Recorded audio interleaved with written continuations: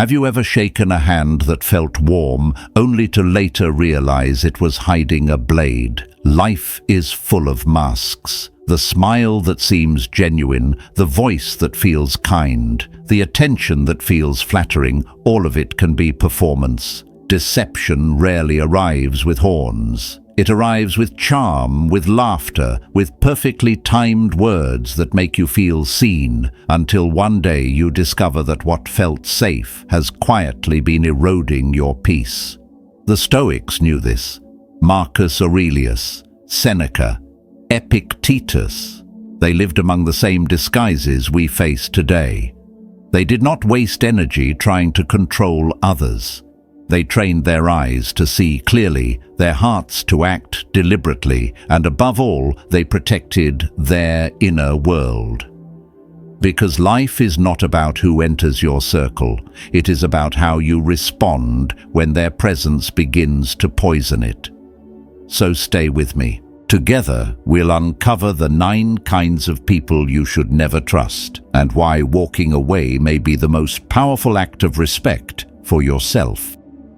As we step into the first chapter, you meet someone whose presence feels almost fated. Their gaze is steady, their voice comforting, their timing impeccable. They notice the smallest details, mirror your emotions so perfectly that it feels like destiny brought them into your orbit. For a while, you think you've found someone rare, someone who truly sees you. But over time, a shadow creeps in. The warmth doesn't feel natural anymore. It feels rehearsed. What once felt like intuition now reveals itself as strategy. Now imagine this. Every secret you shared becomes a coin in their pocket. Every moment of vulnerability becomes a tool. They weren't listening to heal you. They were collecting. They weren't holding your hand to steady you. They were calculating how much leverage they had. One day it hits you. Their kindness has strings. Their affection is transactional. Their support is a performance staged to secure your trust, until the moment comes to twist it back against you. And that moment always comes. It arrives in the form of guilt, subtle, sharp, relentless, a question that makes you doubt yourself, a suggestion that shifts your decision just enough to serve them, a reminder that you owe them something when in truth you owe them nothing. You begin to second-guess your own instincts. You wonder if you're being paranoid, but the unease never leaves, and deep down you know the truth. The Stoics faced these patterns long before us. Marcus Aurelius said, "If someone is mistaken, instruct them kindly. If that fails, walk away."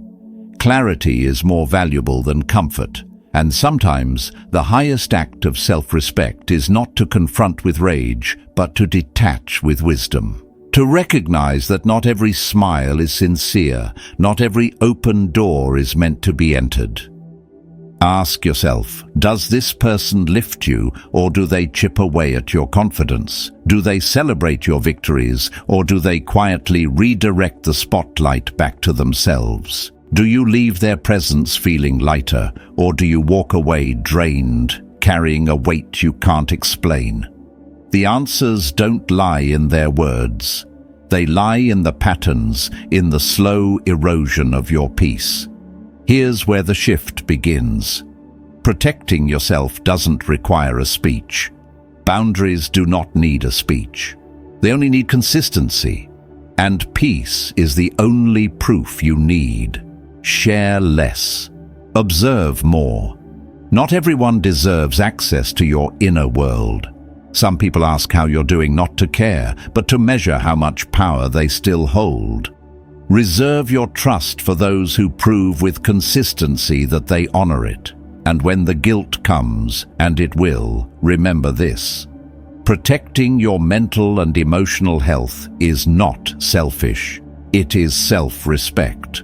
They may say you're cold, that you're overreacting, that you're imagining things. They trade in guilt. You answer with clarity, not apology. Epictetus reminded us, virtue lies in action, not in approval. You are not here to be controlled, you are here to grow. Friendship, in its truest form, is not a chain that binds, but a space where both rise, where truth is welcome, and where safety is mutual. If someone leaves you feeling small, indebted, or uncertain, it's not friendship, it's control. Step back. Let your silence say what your words could not. Walk only with those who nourish your soul, not those who quietly poison it. And from here, we move forward to another mask you must learn to see. Moving into the second chapter, it's the voice that never runs dry, the voice that seems to always know what's wrong with you, your ideas not sharp enough, your ambitions overreaching, your personality, a list of flaws they recite with practiced ease. They cloak it as honesty. They call it helping you grow. But deep inside, you know it isn't growth they're watering. It's doubt. And doubt, when fed long enough, wears you down like water hollowing out stone. Now picture this. You've worked late into the night on something that mattered to you. It wasn't perfect, but it was yours. You show it to someone close, a friend, a partner, even a mentor, and instead of acknowledgement, you get the familiar sigh. The quick list of faults, the smirk that says you should have done better. No mention of the effort, no recognition of the courage it took to try. And something in you shrinks. You begin to question not just the work, but yourself. This is the constant critic. They often stand close, which is why the blade cuts so deep. And this is why their power lasts longer than it should. Because they convince you that criticism is the same as love, when in truth, criticism without compassion is nothing but cruelty.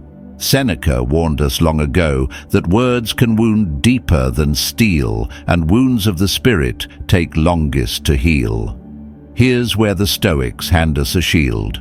Marcus Aurelius said, "Reject your sense of injury, and the injury itself disappears." It isn't the sharpness of their words that harms you, it's whether you let them take root in your inner dialogue. If you let them plant seeds, they grow into weeds. If you refuse them space, they fall to the ground and die where they land. But let's be honest, it isn't easy. Especially when their voice is constant, when it drips into your life daily until you start confusing their opinion with your own. So you must become discerning. Not every voice belongs inside your mind. Ask yourself, is this critique a tool or is it a weapon? Is it born from love or from their insecurity? If there is truth in it, take it. Let it refine you like fire tempers steel. But if it is hollow, cruel, or repeated without care, let it fall like rain on stone. Do not absorb. Do not internalize. Think of it this way. You wouldn't let a stranger walk into your home and scrawl poison across your walls. So why let someone scrawl poison across your thoughts? Guard your mind with the same seriousness you guard your door. Build filters. Not every comment deserves a reply. Not every accusation deserves your defense. Sometimes silence is not weakness, it is armor. And here is the freedom. You don't have to stay close to the critic, even if they claim honesty. You are not disloyal for protecting your spirit. Real growth comes not from constant erosion, but from encouragement, from truth wrapped in love, from people who challenge you while reminding you that you are already enough. So let them talk, let them drown in their own noise. You don't need to silence them, you only need to stop listening. For you were never born to shrink into their comfort. You were born to expand into everything they told you was too much. And from here, we step toward the next figure, one whose smile is wide, but whose loyalty runs shallow. Advancing to the third chapter, it's the person with the brightest smile, the easy laugh, the endless charm. They know your name. They remember small details. They laugh at your jokes, even the ones that aren't funny. They appear in every photo, every group chat, every gathering. At first, you think you've met someone magnetic, someone everyone naturally wants around. But look closer. Beneath the glitter, there's nothing solid. Their presence is frequent, but their loyalty is absent. Their kindness is broad, but never deep. And when life grows heavy, when you truly need them, they vanish. Now imagine this. You hit a storm in your life. Loss, pain, a moment of silence where you hoped for someone to sit with you. The same friend who cheered the loudest at the party is suddenly nowhere to be found. No call, no message, not even the courtesy of presence. And in that absence, you realize the truth. Their warmth was never about you. It was about being liked. It was about being seen, about maintaining the illusion of connection without the burden of commitment. The Stoics spoke to this centuries ago. Seneca warned, "Associate with those who will make a better man of you. Welcome those whom you yourself can improve." True friendship is not a crowd. It is not applause. It is the quiet bond where presence is offered without being asked, where truth is never sacrificed for appearances, and where support does not vanish when the music stops. Here's where the lesson sharpens. Not every smile deserves your trust. Not every hand on your shoulder belongs in your inner circle. The Stoic learns to discern. Does this person show up in silence or only when eyes are watching? Do they offer depth, or do they skim the surface of your life like a tourist, moving quickly through streets they'll never return to? Think of it like this. Some people are sunshine friends. They appear in the bright seasons, when laughter flows easily. But the test of real friendship is whether they stay when the rain begins to fall. True companions are not afraid of your silence, your grief, your unpolished truths. They don't flinch at your storms. They sit beside you in the dark, even when there is no reward in sight. So the practice is simple, though never easy. Enjoy the superficially friendly for what they are, light, pleasant, passing company. But don't mistake their presence for loyalty. Don't hand over your secrets to someone who hasn't earned them. Don't pour the deepest parts of yourself into a vessel too shallow to hold them. Save your energy for those rare few who stand firm when the weight is heaviest.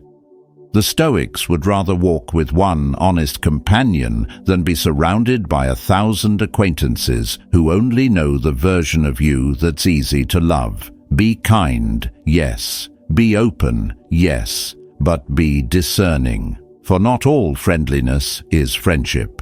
And from here, we turn to another figure, one who sits across from you, nodding, smiling, yet never truly listening. Entering the fourth chapter, you've been there. You share something that mattered to you, something that took courage to reveal, and across from you sits someone nodding, smiling, saying, like they're present, but they're not. Their eyes drift. Their attention slides away. Their responses are rehearsed echoes, not living reactions. They are present in body, but absent in spirit. And you walk away not just unheard, but unseen. Now picture the weight of that moment. It isn't a fight. It isn't rejection. It is something subtler, sharper, the wound of indifference. You don't feel opposed. You feel invisible. And invisibility in the hands of someone you trusted cuts deeper than any argument could. Slowly you begin to question not just your words, but yourself. Do I matter? Do my thoughts carry any weight? Or am I just speaking into an empty room, hoping someone might look up? The Stoics knew the power of presence. Marcus Aurelius wrote, "Concentrate every minute like a Roman on doing what's in front of you with precise and genuine seriousness." For the Stoic, attention was not a luxury, it was discipline, it was virtue. To listen is to honor another human being's existence. To look them in the eye and say, without saying, "You matter enough for me to be fully here." That is the difference between relationships that breathe life into you and relationships that quietly drain it. Here's where the trust begins to crumble. When someone fails to hear you consistently, when they cannot meet you halfway in a conversation, they aren't just ignoring words, they're eroding the very foundation of trust. Because if they cannot be present in the small things, the story, the laugh, the simple confession, how will they ever stand beside you in the storms?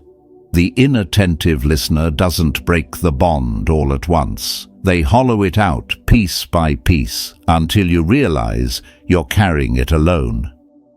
So what can be done? First, turn inward. Ask yourself, am I speaking with clarity? Am I reaching from a place of truth? Sometimes all it takes is a simple, direct question to draw someone back into the moment. Did you hear me? Does this matter to you? These are gentle knocks on a closed door. But if the door stays closed, if they continue to drift, Stoicism whispers its timeless reminder: we cannot control others, we can only control ourselves. And that's where the boundary forms. You can call it out with kindness. You can invite them back into the present. But if they refuse, then you must decide whether their role in your life should shrink. Because your words are not disposable. Your time is not meaningless. Your energy deserves to be met, not merely tolerated.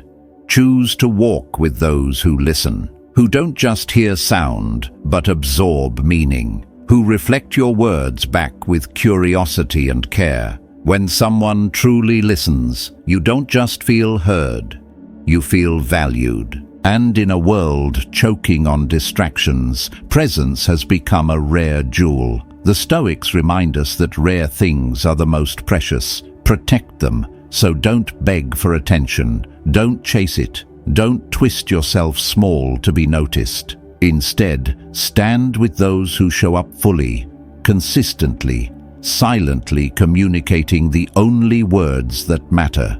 You matter. I'm here. From here, we turn to the next figure, the one whose world begins and ends with themselves. At this stage, there is a type of person whose world begins and ends with themselves. Every story finds its way back to their struggle. Every conversation becomes an echo chamber of their triumphs, their pain, their opinions. You could be pouring out your fears, your dreams, even your grief. And within moments they pivot, the focus shifts. It's no longer about you, it's about them. At first it feels subtle, almost forgivable. Then it becomes a pattern you can't ignore. You realize it isn't that they don't understand you, it's that they're not even trying to. Now picture the silence that follows. You've spoken something heavy, something raw, and instead of presence, you're met with a mirror reflecting only their light. In their world, your feelings exist as shadows, dimmed, faint, barely acknowledged. There is no room for your complexity, no space for your humanity, and in that absence, something in you begins to dim as well. Emotional invisibility. That is its own form of erasure. And it is slow, but it is real. The Stoics give us language for this wound. Epictetus taught, while we may not control how others treat us, we are always responsible for how we engage with their behavior. Their lack of empathy is not a verdict on your worth. It is a reflection of their limitation.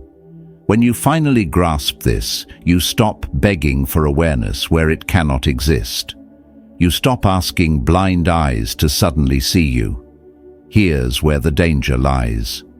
When someone consistently fails to validate or even recognize your emotions, loneliness grows, not from being alone, but from being unseen while standing next to another human being. And in that space, you might begin to shrink yourself. Speak less, need less, demand nothing, just to keep the peace. But peace at that price is not peace, it is surrender. The Stoics would never accept that fate. So what can you do? Lead by example. As Epictetus said, we have 2 ears and 1 mouth, so that we can listen twice as much as we speak. Practice the kind of empathy you wish to receive. Offer the presence you long for, but, and this is crucial, do not expect it to be mirrored back. Instead, watch. If your openness is met with indifference, protect yourself. That doesn't mean shutting down. It means drawing boundaries. It means remembering that compassion for others does not require the sacrifice of your own well-being. Think of it like this. You can care without carrying. You can listen without absorbing. You can offer understanding without taking responsibility for someone who refuses to return it. If they continue to dismiss your needs, reduce your exposure, not with bitterness, but with wisdom. A Stoic seeks balance, and balance in relationships means surrounding yourself with those who respect both your silence and your expression. The absence of empathy is more than a lack of depth. It is a threat to your inner calm. Because when your feelings are dismissed again and again, you begin to question whether they are even real. Don't fall into that trap. Your emotions are not up for debate. They matter, they exist, and the right people will hold space for them without being asked. So remember this truth. It's not about changing those who cannot see you. It's about making sure you remain visible to yourself. And from here, we move to another figure, the one who doesn't wound you with absence, but with constant irritation, subtle and sharp. Here's where another mask reveals itself, the constant irritator. They always know just what to say to unsettle you. A jab here, a sly remark there. Their humor lands with a sting, sharp enough to leave a mark, but soft enough to be brushed aside as just a joke. And yet, you feel it. The pause in your sentence, the tightening of your jaw, the sigh you didn't mean to give away. To them, these are victories, proof that they still have power over your emotional weather. You walk away drained, questioning whether you're too sensitive, but you're not. You're simply standing across from someone who has mastered the art of emotional disruption. Now imagine this. Every interaction with them feels like a chessboard. Each word is a move, each glance a tactic. Compliments arrive laced with hidden barbs. Jokes arrive with teeth. Nothing is accidental. The aim is not connection, it's control. They don't stumble into irritation, they manufacture it.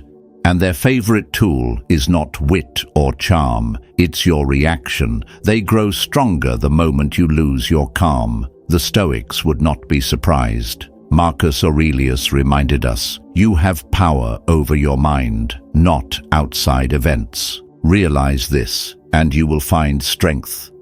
The irritator is not the real danger. Your untrained response is. That is where the battlefield truly lies. Not in their words, but in how much of your peace you allow to be stolen. Here's where your strength begins. You stop trying to outplay them. This isn't a game you need to win. It's noise you need to silence, but silence within. When you respond with anger, you feed them. When you argue, you give them ground. But when you answer with calm, with stillness, with indifference, their grip begins to slip. What they stage as performance no longer has an audience. Their game ends not with your victory, but with your refusal to play. Picture it. Their words fall against you like pebbles against a mountain. The mountain does not chase the stone, it does not roar back, it simply stands, unmoved. That is Stoic detachment, not coldness, but control, not suppression, but self-command. You hear their words without letting them echo. You acknowledge their presence without granting them space inside your mind. You learn to let irritation pass through you, leaving no scar behind. But let's be clear, detachment does not mean passivity. If their behavior crosses into abuse, you set boundaries, you speak up, you walk away if you must. The strongest wall is often invisible, the line you draw inside declaring, "This person does not get to control my emotional state." That is Stoic power. True strength is not never feeling irritation. True strength is moving through irritation like a mountain moves through wind, untouched, unmoved, unconcerned. Your peace is not a reaction, it is a decision. And once you make that decision, the irritator loses their grip forever. And from here, we meet another type, the eternal victim, whose endless storms quietly pull you under. Moving into the 7th chapter, there is a person who lives beneath a permanent cloud. No matter the season, no matter the day, no matter the circumstance, something is always going wrong. To speak with them is to step into an ongoing downpour. Their problems are endless and somehow none of them are ever their fault. At first, you try to help. You offer advice, support, energy. For a while it feels meaningful, like maybe your presence is making a difference. But then the pattern reveals itself. The same stories, the same complaints, the same helplessness. And slowly you see the truth. They are not searching for solutions. They are searching for sympathy. Now imagine the weight of that cycle. Each time you sit down with them, you bring tools to fix, but they bring only anchors. You lift, but they cling. You try to steady the boat, but they punch holes beneath it. And while they may not attack you outright, they drain you all the same. They weaponize helplessness, wearing you down through dependency. Without even knowing, you become the fixer, the listener, the emotional anchor. But the more you give, the more depleted you feel, because their problems are not puzzles to be solved. They are anchors designed to keep you stuck beside them. The Stoics saw suffering differently. Epictetus taught, "It's not what happens to you, but how you react to it that matters." To them, suffering was never fixed. It was a test, an invitation to respond with strength, not surrender. In that light, the eternal victim's refusal to take responsibility is not just exhausting, it is a rejection of their own power. And when you try to carry what is theirs, you steal the very struggle that might make them strong. Here's where compassion must be sharpened by wisdom. How do you love someone like this without losing yourself? The Stoic answer, empathy with boundaries. Yes, you can care. Yes, you can listen. But no, you are not responsible for carrying their entire world, because doing so doesn't heal them, it enables them. Every time you take ownership of a burden they refuse to face, you delay their growth. You rob them of the trial that might have built their strength. Think of it like this. You can stand beside someone on a mountain path, but you cannot walk it for them. You can offer water, but you cannot drink it on their behalf. The most compassionate act may not be lifting them. It may be stepping back so they face the climb themselves. Boundaries, then, are not walls. They are mirrors. They reflect truth. Your healing is your responsibility. And yes, they may resent you for it. They may accuse you of coldness.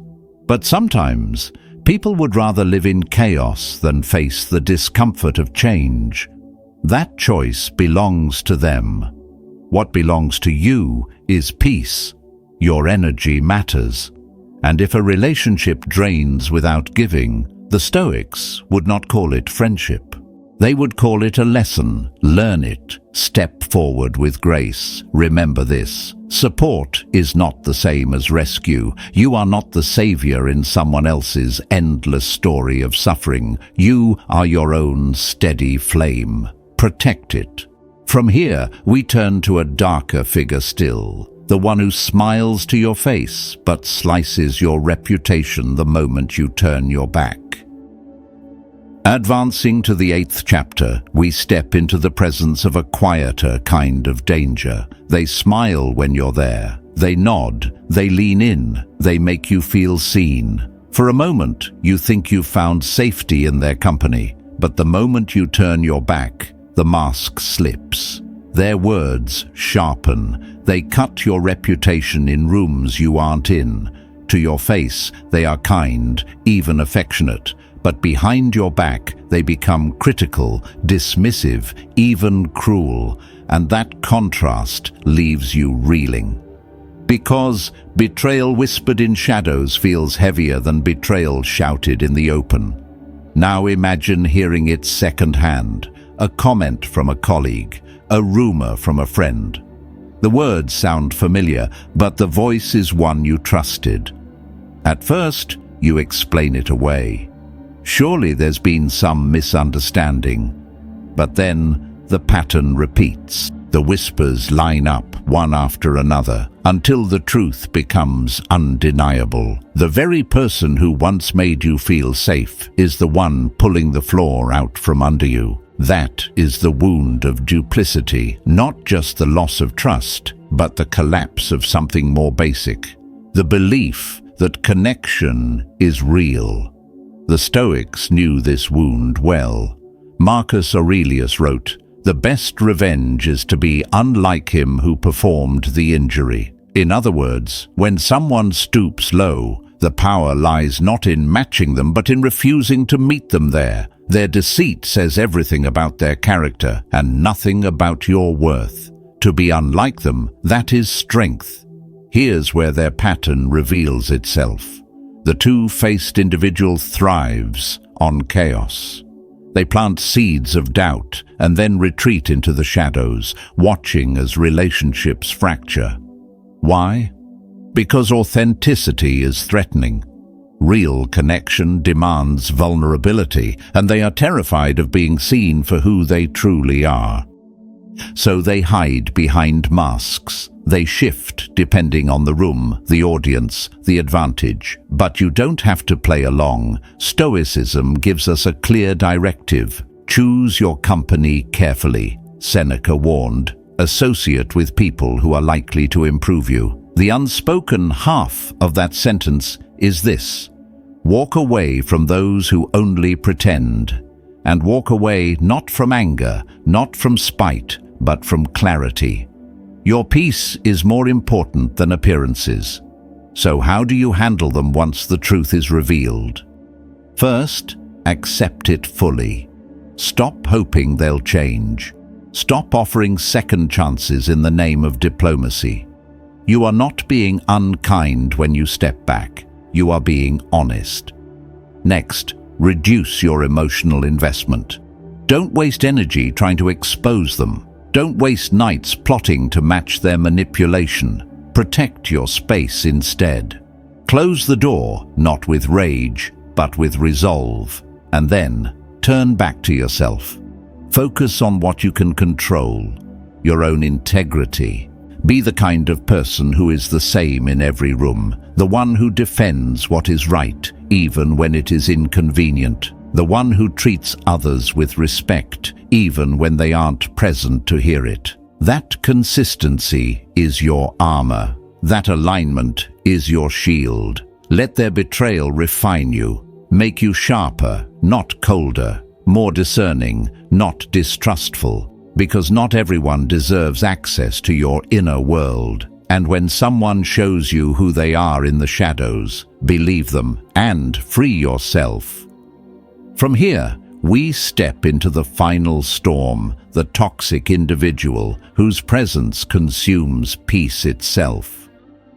Entering the 9th chapter, there are people who don't just challenge your peace, they consume it. They are not defined by one flaw or a single bad habit. They are a storm made of many elements: manipulation, jealousy, constant negativity, deception, control. Around them the very air feels heavier. Your joy dims, your doubts rise. They distort your victories until you can barely remember what winning felt like. They question your worth until even your strengths begin to look fragile. And the most dangerous part, they make you believe you are the problem, even when you know deep down something isn't right.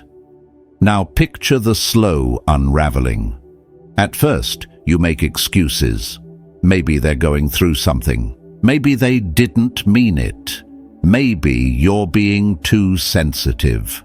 But time strips away your illusions. You begin walking on eggshells, careful with every word. Your confidence withers. You second-guess every step. And perhaps most devastating of all, you start to forget who you were before they entered your life. That is the quiet violence of toxicity. It doesn't roar, it erodes. The Stoics would never ask you to endure such erosion. Epictetus gave us a clear compass. Keep company only with people who uplift you, whose presence calls forth your best. If someone consistently drags you away from your highest self, through guilt, through chaos, through subtle control, that is not companionship. That is captivity. And to remain in it is not loyalty. It is self-betrayal. Here's where the poison hides. Toxic individuals don't always scream. Sometimes they whisper. They drip venom, drop by drop. So small you barely notice until your spirit is soaked. They smile as they do it. They lace their control with compliments. They disguise their chains as care. And the deeper you sink, the harder it becomes to trust your own intuition. So how do you break free? The Stoic path begins with awareness. Release the illusion that they will transform. Some storms are not meant to be calmed, only walked away from. Instead, observe. Pay attention to how you feel after every interaction. Are you drained? Anxious? Do you find yourself shrinking just to keep the peace? These are not coincidences. They are signals. And Stoicism teaches us not to ignore signals. Next, boundaries. Not as retaliation, but as radical self-respect. You don't need to announce them. You don't need to justify them. You simply implement them. Fewer conversations, more space, clear lines between what you will and will not accept. If they meet those boundaries with guilt trips or anger, that is only proof the boundary was needed. And if the storm persists, if their behavior escalates, manipulates, destabilizes your peace, then walk away completely. Stoicism reminds us that leaving the fire is not abandonment, it is wisdom. If the fire is someone you once loved, yes, it will hurt, but staying will destroy you. Think of it this way: peace is not just the absence of conflict, it is the presence of integrity, of calm, of stability. Anyone who disrupts that consistently does not belong on your path. Let them go, not in anger, in strength. And when they are gone, rebuild. Reclaim your voice. Return to the version of yourself that existed before toxicity taught you to silence it. You don't need their permission to heal. You only need your own. And from here, as we leave the storm behind, we step into clarity. The Stoic truth that protecting your peace is the highest form of respect for life itself. Subscribe now for more wisdom.